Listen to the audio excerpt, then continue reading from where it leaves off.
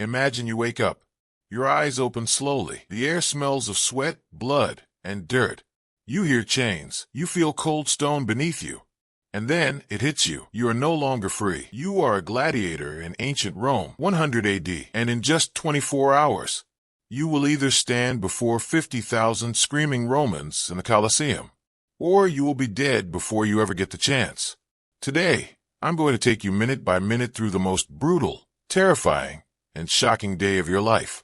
And I promise you, by the end of this video, you will be grateful you were not born in ancient Rome. This is your first 24 hours as a Roman gladiator. It's 5 in the morning.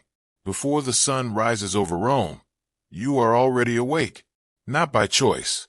A guard bangs iron against the bars of your cell in the Ludus, the gladiator training school.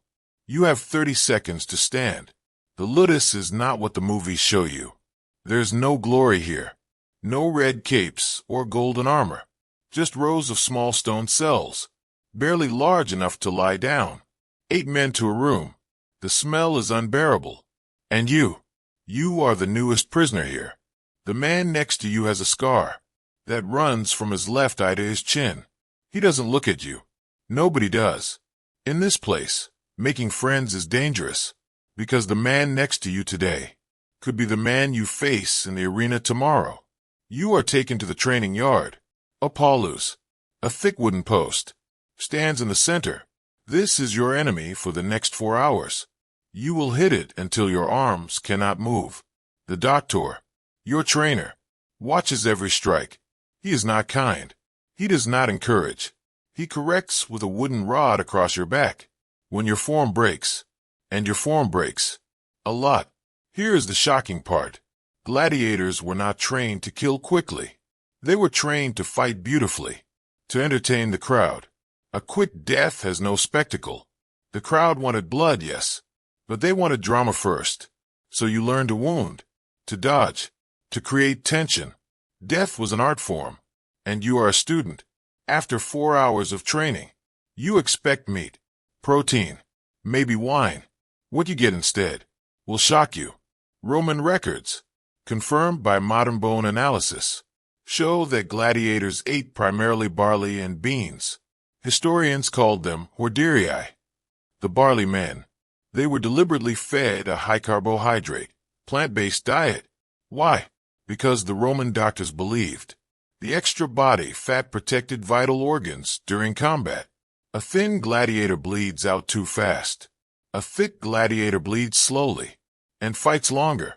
You eat in silence. You eat everything on the plate. Waste is not permitted. And then you go back to training. This is the moment that will decide everything about your future.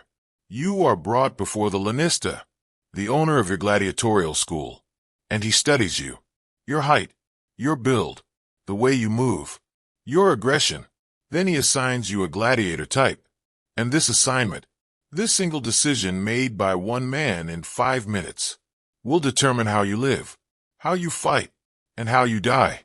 If you are heavy-set and strong, you become a secutor, a pursuer, armed with sword and shield. If you are light and fast, perhaps a retiarius, the net fighter, armed with only a trident and a net. No helmet, no shield, just speed and skill. The retiarius had the highest death rate of any gladiator type. Let's hope he doesn't choose that for you. Here's where the story gets deeply human. The night before games, gladiators were treated well, perhaps the only kind treatment they ever received. A large feast was prepared. Real meat, wine, fruit.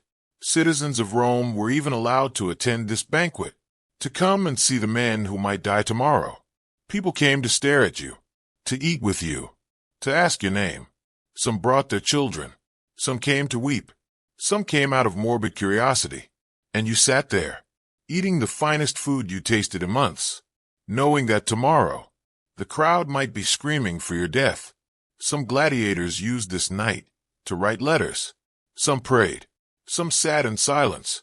The Roman writer Cicero noted that gladiators showed remarkable calm the night before combat, because in the Ludus, they had been taught one thing above all else: how to die without fear. The sun rises. The noise begins before you can see anything. 50,000 voices. The ground itself seems to vibrate. You are underground, in the hypogeum, the labyrinth of tunnels beneath the Colosseum. And you can hear everything above you. The smell of animals. Lions, bears, ostriches. They are above you in cages, waiting for their own moment of death.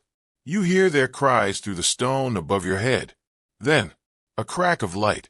The wooden elevator begins to rise. And as you emerge into sunlight, for the first time in days, you see it. The Colosseum. Full.